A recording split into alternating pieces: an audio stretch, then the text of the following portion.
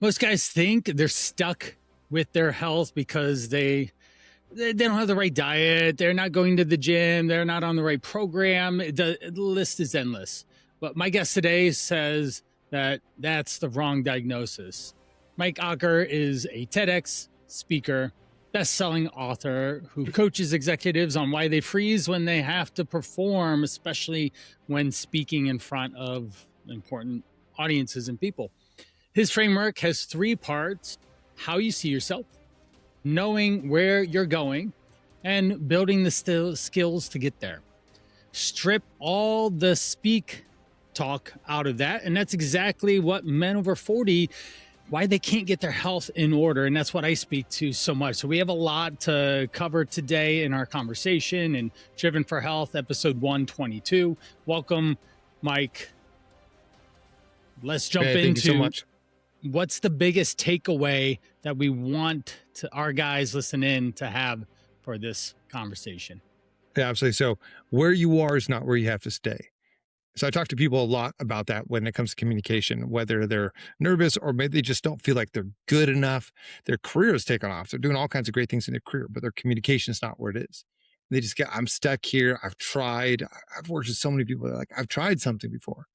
So whether it's your fitness, whether it's your family, whether it's your finances, whether it is your public speaking, where you are is not where you have to stay. And that's a really important part to start it, because if you think that you can, then you can. And if you think that you can't, you can't. I love what Henry Ford said. He said, whether you think you can or you can't, you are right. Yes, so exactly. You won't sit down on a chair if you don't believe it will hold you, and you won't try and do something if you don't believe you can. So right away, where you are is not where you have to stay. If you're in some kind of spot, whether it's communication or elsewhere, and you don't like it, you don't have to stay there. Love it. I totally agree with that. We'll talk about that with time. The present is where we are. And if you don't enjoy what you're seeing around here, you have the absolute right and responsibilities to change it and not just swirl around, say, the toilet bowl of just a mediocre lifestyle or a meh existence, as I think my oldest would say. Meh. So, yeah, absolutely. So, Mike, let's talk about some fitness. It's one of the common connectors that I have with all my subject matter experts that I bring on here. Why is it taking care of yourself? Because you and I know that it shows up in how you hold yourself, the confidence, the energy, the attitude, the posture, and all that. So what are we doing at home? You have a young family, you're busy, right? You're writing books, like all these things are happening, but you still need to take care of yourself. So let's break down the routine and what's going on there. Yeah. So every single day I start off with a 15-minute mobility training. So I wake up before 6 a.m. in the morning and I get down, I do a cat and cow. I go ahead and then I do the child pose into a cobra, switch over, do 20 push-ups, end up doing some dead bugs. And it's a whole routine that I do. And I do that every single day. Yeah. And that alone, when I started that, it was partly because of my back. I'm 45 years old and we have a 1-year-old at home. And I thought, you know what? Lucky you. Picking up a 1-year-old at 45 is not the same as picking up a 1-year-old when we had our first son 11 years ago.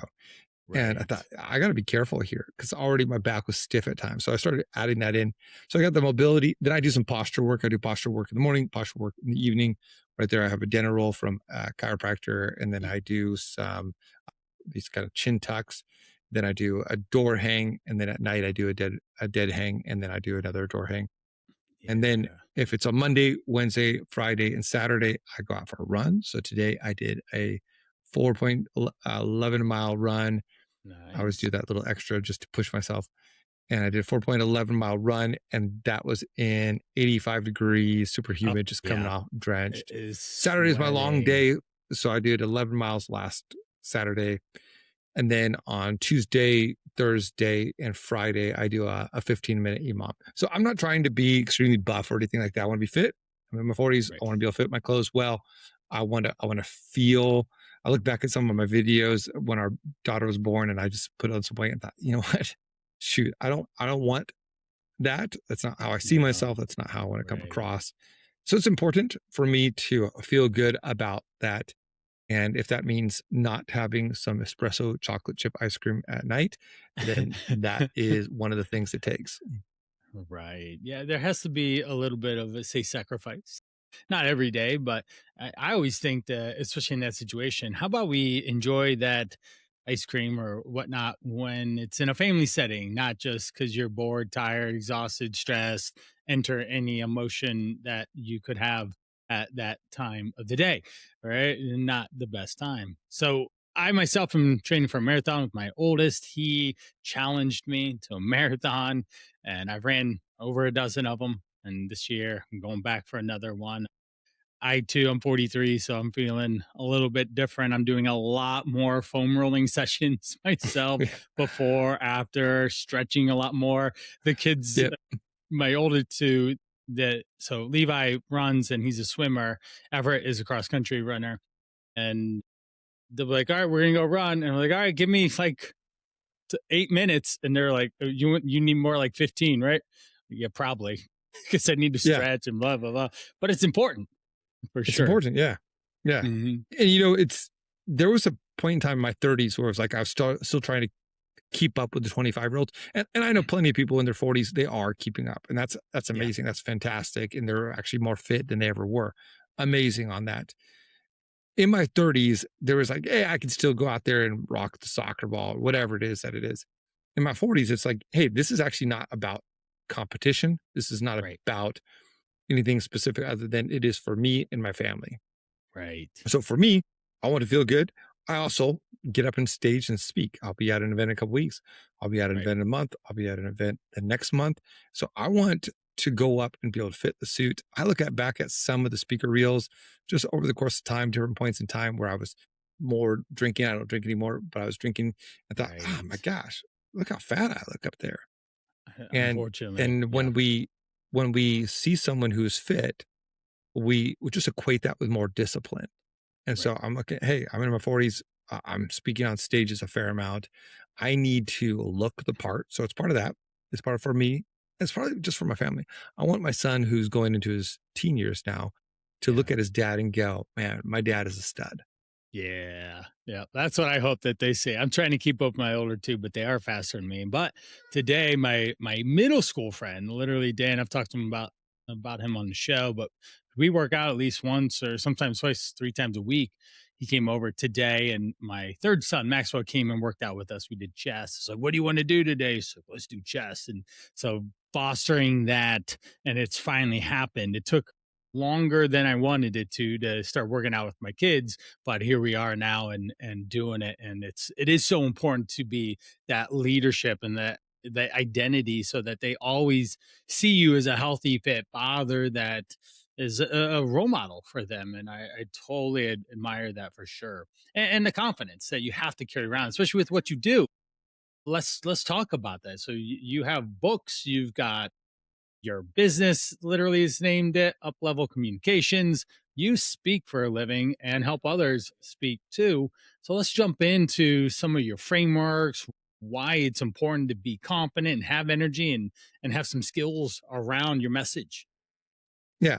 So confidence is one of those multipliers. Confidence is, if you think about a lot of people who are looking for somebody, we want somebody who's confident in this role. We use that word. Now, confident, what that means is the fident part is from the root fidere, and it means to trust. And it's like, it's reasonable trust. It's not like, hey, I'm going to jump off this building and I trust that someone will catch me. Okay, there's no reason for that. Nobody can catch you from just jumping off a building on that. But if you see a whole bunch of firemen down there and they're holding one of those big trampoline type things, and they say jump, okay, you have confident trust that they're going to catch you right there. So that's the fidere trust. And then con is a multiplier. And I write about this in my book, Speak with Confidence. It's this red one up here if people are watching on top right, Speak with Confidence by Mike Acker. So confidence is a multiplier. It means that we have trust in something. And when people walk in the room and they don't have arrogance, which is, I am so amazing, I'm better than others, but they have that confidence. Ego balloon head, you can see that a mile away too. And there's a difference, there's a subtle difference, right? Yeah, it's huge. It's confidence is like, hey, I've looked at what you look at Michael Phelps. He's going to go swim. He's not saying I am the best swimmer, even though arguably he is. He's not going in saying I'm better than everybody else. He says, I've worked, I've disciplined myself. I've done this, this, and this. I have confidence. I have trust in my ability to perform at a high level. Now, that's what we want. We want grounded trust that we can perform. Now, if I go into a bodybuilding contest, I don't have confidence that I'm going to win. But if I get up on stage, I want confidence that I'm going to perform well and help people out. So where does that confidence come from? There's 3 different pillars, like you mentioned, that adds to this confidence and builds this confidence. And this is what I train through. This is often what I talk about in executive presence. This is what my books talk about. And these 3 pillars give you reason, grounded reason for you to stand up in front of any audience and feel like, I got this. Right. I'm ready to go. I don't have to doubt myself. I don't have to be insecure. I don't have to fear. I don't have to have nervousness. I don't have to have imposter syndrome. I know that I can get in front of this audience and perform well. Not arrogance. I'm better than everybody else. Not apathy. I just don't care. But confidence, because you have the 3 different sources. Yeah, let's jump into what those are. And when we talked a little bit before we started press record, and I totally identify with these as well, because they're undertones of what I have with any of the guys that I work with in my programs and all in the coaching, because they provide that framework to elevate you as a person on a whole bigger level. Again, not ego, but have confidence in yourself. And even let's reference the posture training, because that's something that you shared. It's like, oh, yeah, I totally get that. Why do you do posture training? And then we'll move into the framework. Like, so why is it important for you to do it in the first place? Because you're one of the few people. Fits right into it. Yeah. Yeah. It fits right into, so the 3 different spheres are essentially how you look, how you come across, how you're heard, and how you're seen when you speak. The second one is what you're saying. It's your messaging. And the third one is who you are. So let's go from that third one, the skills. In fact, when I'm working with a client, taking them through my program. So identity, message, skills. Identity, message, skills. The skills is how, the messaging is what, the identity is who. Yes. And so if you dive in backwards and you go, let's talk about skills first. And that's how I start working with clients. And the reason why is I want them to get immediate wins. And if you can learn different skills that are going to help you. Now, there's about 150 different communication skills that I've identified. And I'm not talking about the way you organize your thoughts. That's in the messaging. But this is how you are seen and how you're heard. And there's about 150 different ones. But some of them are very nuanced. And so there's about 36 that I really focus in on. And one of them is actually how you carry yourself. Because how you carry yourself does so much. When you feel confident, then you actually speak more confident. And this is where it goes really close with identity, but we'll come to that in a moment here. So when you look at skills, we're talking about pausing, hand gestures, how you use your hands, your eye contact, what you do with your facial expressions, how you hold your body. Now, there's a great study that Amy Cuddy does, and she does this with Harvard. She spoke a TED Talk on this, and she talked about how expansive posturing. So opening yourself up, the Wonder Woman stance, Superman stance, opening yourself up, chest open, shoulders back, just for a while actually changes your hormones. Now, it's interesting. Some of that has been debated, but her take on it is basically when you hold yourself in this kind of Superman, Wonder Woman pose, afterwards you just feel, and really use that word, feel more confident. Go ahead and try it. If you're listening, you're watching this, and you're going like, go into the restroom. Yeah, go before you go speak in like the boardroom or something, and just Wonder Woman, Superman it up there, hands on shoulders. Yeah. So right now, everyone, stop what you're doing unless you're driving or something, obviously. But even if you're running, you can still kind of do it. But hands on hips, shoulders up, head up, chest back, big chest, right? And you feel more open. You feel bigger. You take up more space in a good way. Right.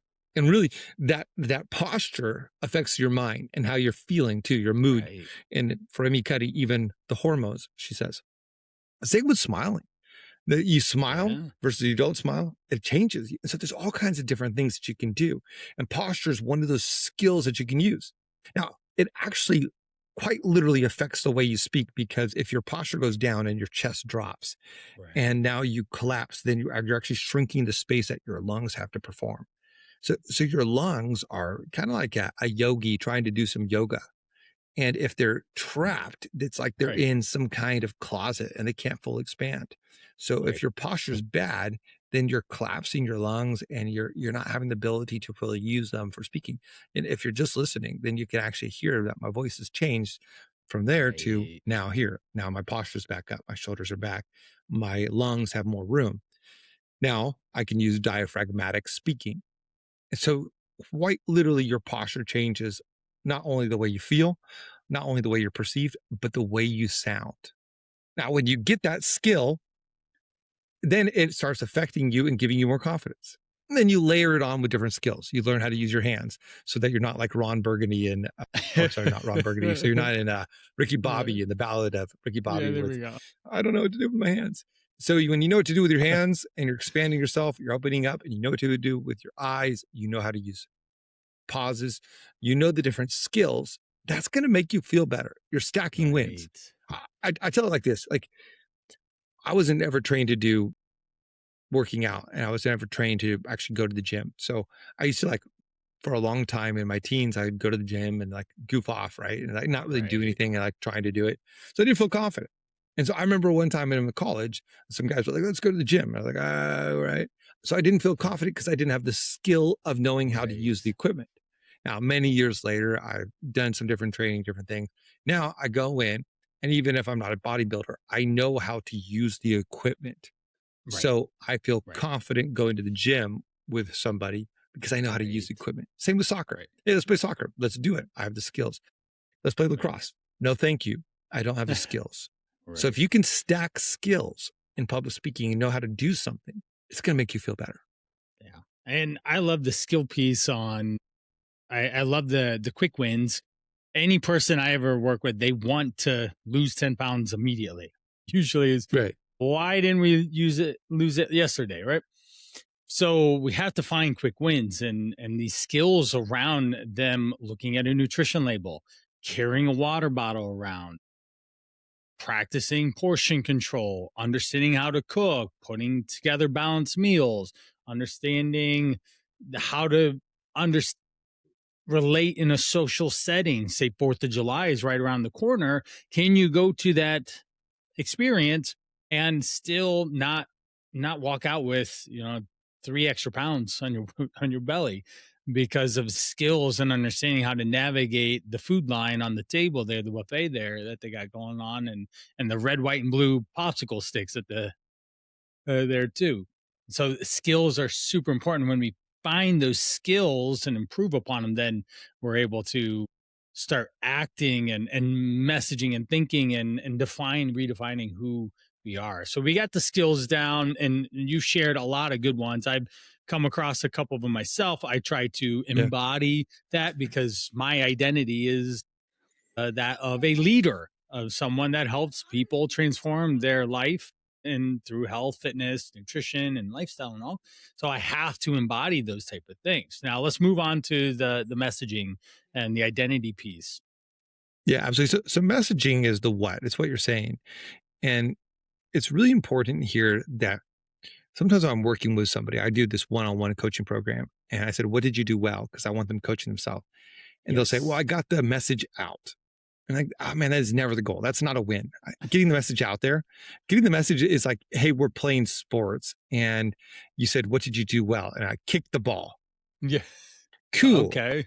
That's did you, great. Did the ball land in the opponent's feet? Did the ball go anywhere? Did it go out of bounds? That's not a win. Right. The win is to pass the ball and get it to where you want to go. So the goal is not just to get communication out. The goal is to get communication across. Now, skills is part of that. And part of it is your messaging. How are you going to do it? How are you going to get there? What's the framework? What's the approach? What's the system for doing it? And so when you speak, you want to be using systems to approach the different kind of conversations, the meetings, the updates that you're in. Like if you're giving an update, somebody says, hey, give an update on this project. Most people go, yeah, so what we're doing is this, and this. And they kind of ramble it out. I call it stuffing. It's like having a pothole and you're just like, hey, I'm going to pour stuff into it until hopefully it's full. And what happens is most of the time they're filling it up with stuff that isn't the greatest and they overfill it. Now you got a bump instead of a pothole. But what you want to do is go, okay, let's look at this pothole. Let's strategically fill this up here. So what kind of pothole is it? What kind of situation are you in? In an update, you might want to say, hey, here's what happened. Here's the reasons for it. And here's what it means. Now, anytime you're giving updates, if you have some kind of regular type of communication, you want to frame it up so that you're not every single time figuring out what to do. The people who are doing something like building a house, they're not like, oh, what do we do? What's the first thing we do? They have an approach, they have a system, they have a frame for it. And for you, as you're communicating, think about the different types of situations you're in and frame it up. So Brian, right here in your podcast, you have a frame. You do this intro, you do this, you do this, you do this, you wrap it up. And so it makes it something that's easier to fill. Likewise, a lot of times people struggle with how to answer a question. But if I said something like, hey, tell me about your family, a lot of people would go, well, yeah, so my son is this. Oh, yeah, my wife and I have been married for this amount of years. And oh, yeah, we live in here. And it's almost like, and what's next? But if I said, hey, tell me about your family, but let's do this. Let's have you start with talking about with your wife and then how you met and why you decided to have kids. Okay, that's your introduction. Now, I want you to talk about your 3 kids. Let's say you have 3 kids, 1, 2, 3. And then at the end, talk about the future goals for your family. Now, you know all that content. You just got to fill in the mini buckets instead of just, where am I going? So every single thing that you do, you want to frame it up so that you know how to approach it. Conversations, conflict, putting someone on a performance improvement plan, whatever it might be. Yeah, I love that. I love that. And the what's and filling the pothole for me, we have a lot of people that we start to acquire the skill sets, but then how do we get it to fit into their normal everyday life?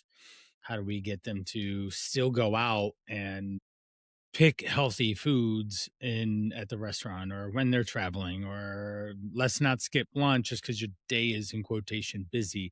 Let's have a plan B as an opportunity to be able to fill that in. Those are higher nuanced things that we need to bring in so that the person can evolve and they don't just stay stuck and doing yeah, I'm just not going to eat carbs or something like that. And very important to evolve the person and have that framework of even a meal structure: protein first, vegetables, starchy carbs.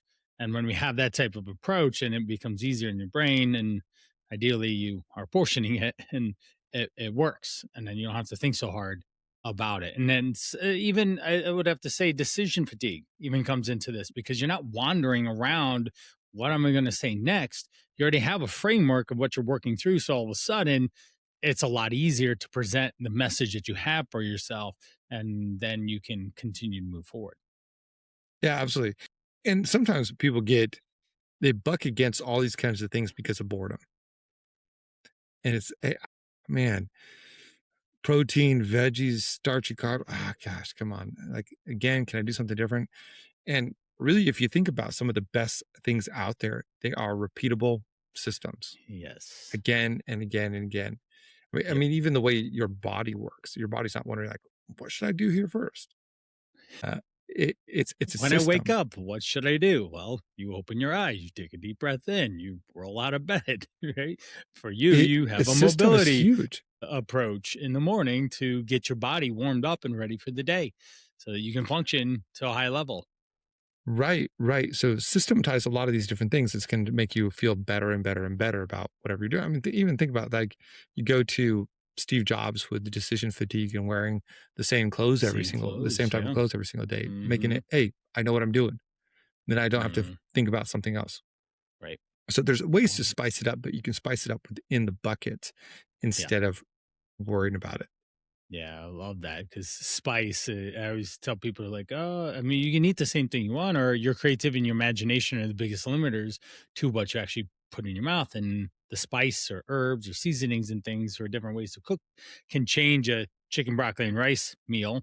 If that's what you wanted to eat, it could make it look a little bit different every single day of the week. And it isn't as repetitive, but it still has those basic stones, the pattern, the framework of how we put this thing together. So again, you don't have to think about how much you eat or what you're eating while you're eating.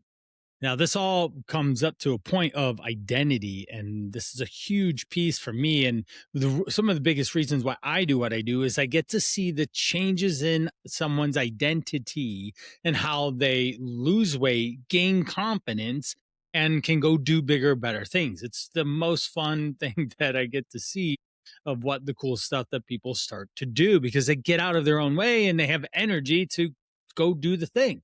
So, what does identity in your framework mean to you, and how do we get these guys to change it and for the better, especially when Yeah. speaking? It's interesting. So skills is pretty cut and dry. It's like, hey, Right, are you doing pauses, eye contact, gestures? Messaging is like, hey, are you going from A to B to C to E? And it's right, very organized. But identity is a little different. Identity is a combination of so much. It's your background, it's your socioeconomic status, it's your friendship group, it's your religion, it's your culture, yes. it's your skin tone, it's your languages that you speak, it's It's where you live. the family size that you grew up in, it's your values, it's your goals, it's your dreams. It's where you live, it's where you have lived. It's a combination of Oh so yeah, much. that's a big list, and there's Right. more that we didn't say, but yeah, that really Yeah. defines who Yeah, your someone is body and how they type, relate to all the kinds of world. different things, right?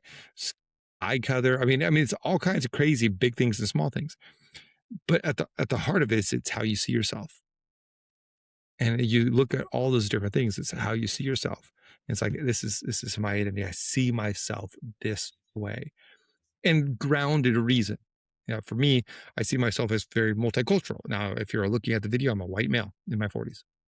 But I grew up in Mexico for 7 years and I traveled the Yeah, world. I've been to 30 something different countries, spent a lot of time doing a lot of different things, and worked in an Indian restaurant through college to pay my way through college. So I see myself yeah, as very multicultural in some I would ways. agree. I would And agree. when I look at that and go, okay, this is how I see myself, and I have grounded reason for it. I have reason to believe these different areas. Now, how we see yourself affects how we show ourselves. So I see myself as a confident individual because of my skills, because of my messaging. I see myself as someone who's able to get up on stage because of my knowledge, because of my background, because of the different training I have. I see myself as someone who has value to give to others. Now, all of that adds into how I show myself. How you Right. see yourself affects how you show yourself.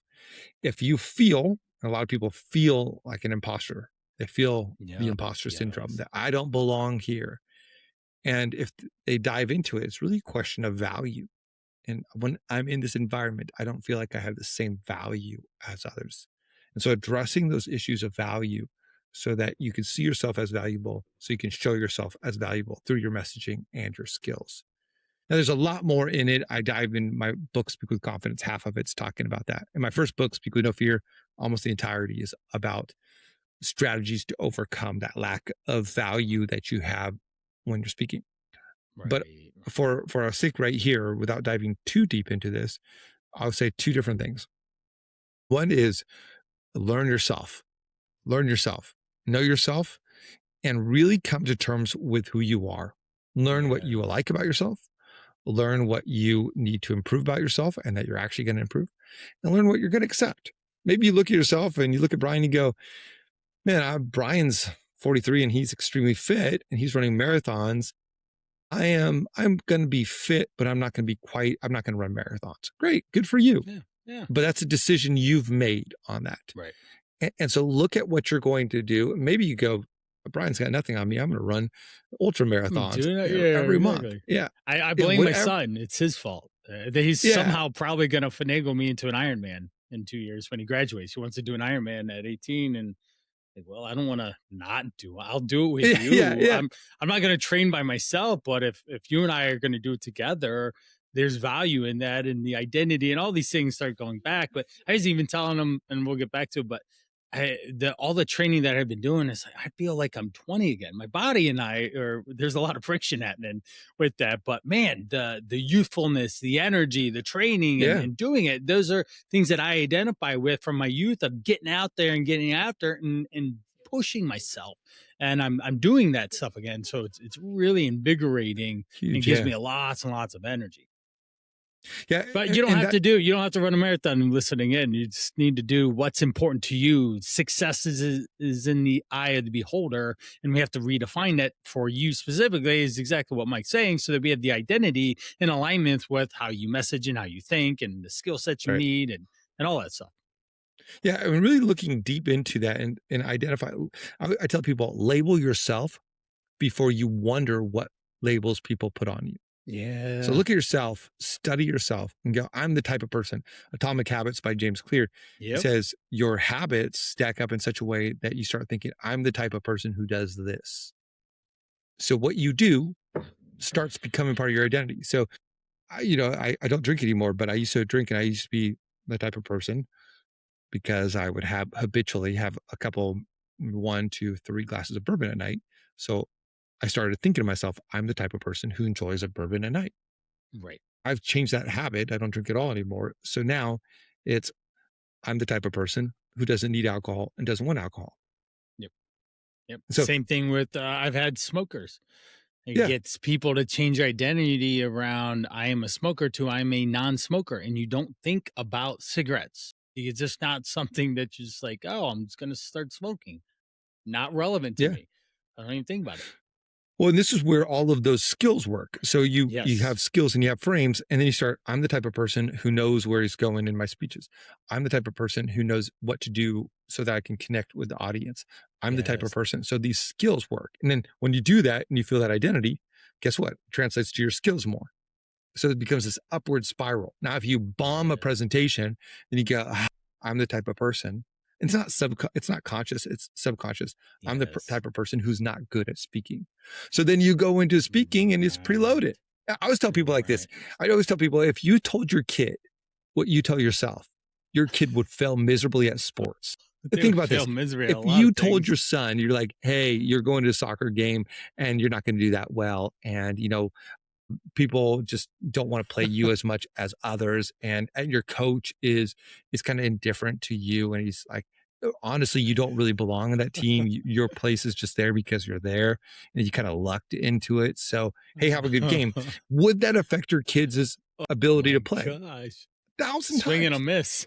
No, but we do that swing. all the time to ourselves. I'm not as good as others and such. And so grounded reason, get the skills, and then change the way you believe. And these work together in tandem. Now you go rocket and you go, I'm the type of person who goes into a presentation and owns the room. Well, now you build the skills and you keep on this upward spiral versus down. So that's the first one. You be you. Learn how to be you. Be the best version of yourself, not a poor imitation of someone else. Second one is, it's not about you. So you be the best version of you. But just know this, that anytime that you are going to presenting, nobody cares about you at all. Like when somebody tuned in Brian's podcast here, or Driven even right for now Health, on a live. Yeah, what can on they a get live out of right this? here. Yeah, and they're not going, man, I'm tuning in to support Brian. I mean, maybe your mom does, right? Yeah, But, right. but most people are going like, I go and listen to Driven for Health because I like Brian's approach. I like what he does. I see myself there. Yeah. So everybody listening, the audience is inherently self-driven, which is fine because everybody is responsible for their own growth. So you got to be thinking about yourself when it's about growing on that regards. Now, everybody's kind. So you're like hoping that Brian has a good day. You're hoping that Mike has a good day. However, you didn't think about that until I said it. You came in here for you. Now, just know this. Anytime you're speaking, nobody cares about who you are as long as you don't get in the way of doing something that you're doing for them.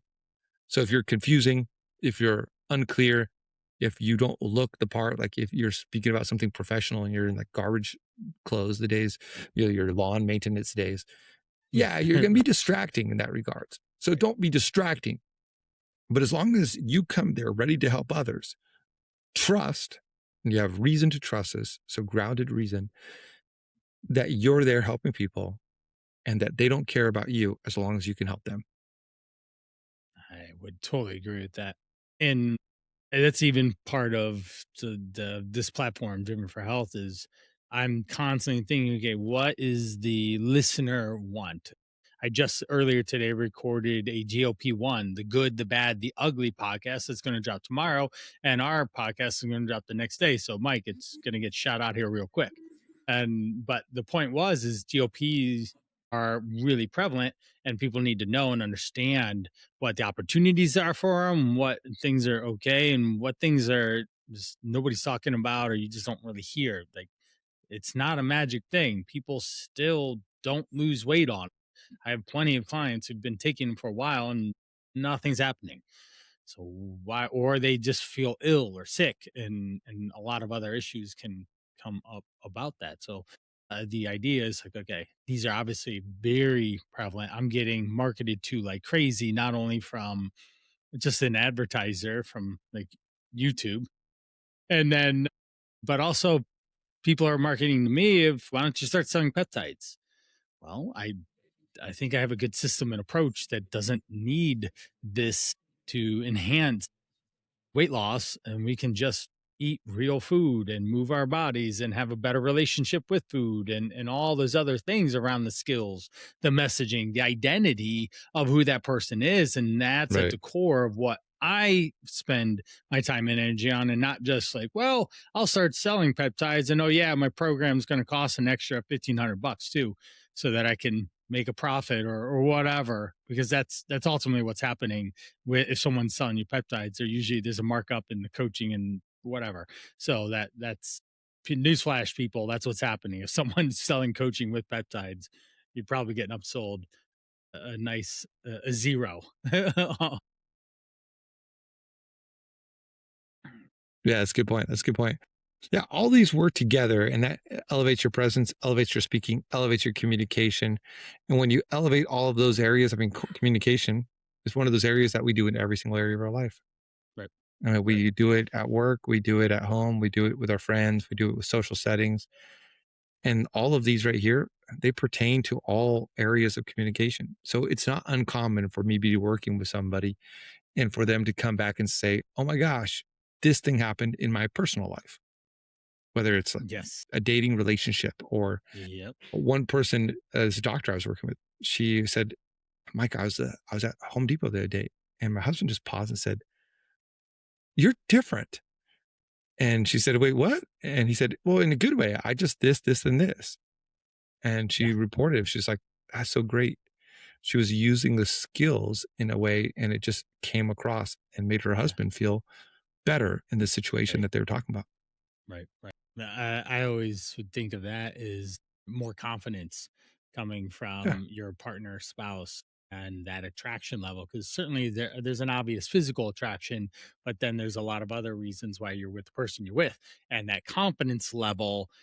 Your partner, spouse could gain a few pounds and they're not as physically attractive as they may or may not have been, but all the other areas of who they are and what they do end up being more attractive. And that confidence is definitely one of them, when their identity and their messaging and their skills and all these things are presenting. So, and that's exactly what I was going to ask, is like, what's some examples of people when they show these things in real life, beyond just speaking on the stage? Like, what have you seen as takeaways of people improving the quality of their life? And Absolutely. I mean, one is pay raises. Like one person, quite literally, I was working with, she just improved her ability to communicate, and she goes like, Mike, I just got a $12,000 bonus directly tied. Like, quite literally, it was because exceptional communication. That's awesome. A lot of people who hold themselves back in career, they'll go back into career. They'll be like, hey, I'm kind of mid-manager. That's just who I am. No, they grow beyond that. One guy quit a job, started doing something else. One person launched out to actually do what I do, communication coaching. I mean, there's people who, because they don't start seeing themselves differently. It's like running. When I first started running many years ago, 10 years ago, first time I got into running, and it was because I'd wake up with my son. He was an early morning riser, still is, get up before 6 a.m. and we'd play. And I'd be like, let's go for a walk. And so I pushed his stroller. And then I was like, I'm bored on this. And so I ran a little bit. And so I started running more and more with him. So I bought a running stroller. And then we're running more and more and more and more and more and more and more and more and more. And I'm like, oh, it was 3 miles. Oh, it was 5 miles. I'd never done 5 miles before. I started seeing myself as a runner. Those actions started. And then I thought, maybe I should do a race. And so I did my first ever race at that point in time.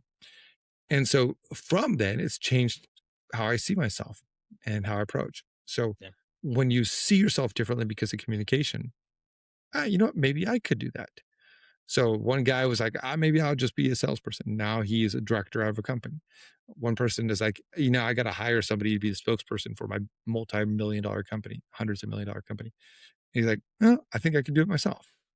So all kinds of cool situations where people were not doing it, not running the race, but now because they're a runner, I'll go run the race myself. I'll take this opportunity. And that's awesome. And really, that's like my big kind of final comment to lead everybody is where we started. Where you are is not where you have to stay. So start working on your identity, your message, your skills. It will unlock doors that you can walk through with incredible ways that just benefits your life and others. Yeah, definitely. What's one easy takeaway? What's a nugget of actionable on this? Skills, messaging, identity. What would you tell someone? Just like, all right, take this and let's run with it. Is it the Superman pose? Is it, what would you say as one thing for someone to do leaving this conversation? Yeah, let's do one for each pillar. So for the identity pillar, for who you are, do you have a personal mission statement? My personal mission statement is to help people realize their potential. And it's not like, hey, I just wrote that. I really thought through a whole bunch of stuff. Right. And really came up with it. Online and also on my content.mikeacker.com, you can go in and get some resources to help you out with something. But online, I also have a little book called The Identity Workbook to help you design a mission statement. What is your life about? Label yourself, dive in, create a mission statement. On the messaging, learn one framework. The most repeated type of communication you do, maybe it's correcting your kids, or maybe it's giving an update to your boss, or presenting and leading a meeting. Come up with some kind of frame for it, not mapping out every single detail, but the frame. And then you can fill in the frame. And the skills, let's go back to the posture. Work on your posture. Go to the chiropractor, or take a picture of yourself from the side, send it over to ChatGPT and ask ChatGPT to analyze your posture. I did that. I was like, I haven't worked on my posture for a while. I guess I need to go do that again. And so that was actually one of the impetus for me doing my morning posture work. Wow, that's pretty cool. Well, if we're listening in here, guys, we've got 3 pieces. We can start with the simple things like the skill sets, right? Those are the inch by inch, it's a cinch type things. And the mile by mile could take a while. Like identity does take a while to shift. And that's why I say losing 2 pounds in a week, or 2 pounds, 3 pounds in a week is something that we can by changing your skill set of understanding what you're eating, how you're moving, and how to put it into day to day. But then we have to continually build of the words that you use, the language, how you see yourself, and then ultimately changing into that identity. And that's something I absolutely loved, and why I brought Mike on was to talk about these pillars that create an ultimate life change for you. And if we go through that framework of approach, then you can see a bigger, better opportunity so that you're not staying where you are, and you can evolve into what it is that you want. And you always should be evolving, because life is evolving. Change is always happening. Even if you listen to this podcast sitting still, like Mike and I have been doing, the earth is moving. So we literally have moved hundreds of miles probably at this point because of the spinning of the earth in space. So life is always changing. You have to level up there. So I want to thank you, Mike, for joining us here on Driven for Health, and all Mike's content will be in the show notes for sure. So you can jump into his world. His book is still selling like hotcakes on Amazon, so you can check that out there as well. And Speak No Fear, and so that you can change that identity piece of who you are, and he can really help you do it. Thanks, Mike, for joining us, and everyone have a great day.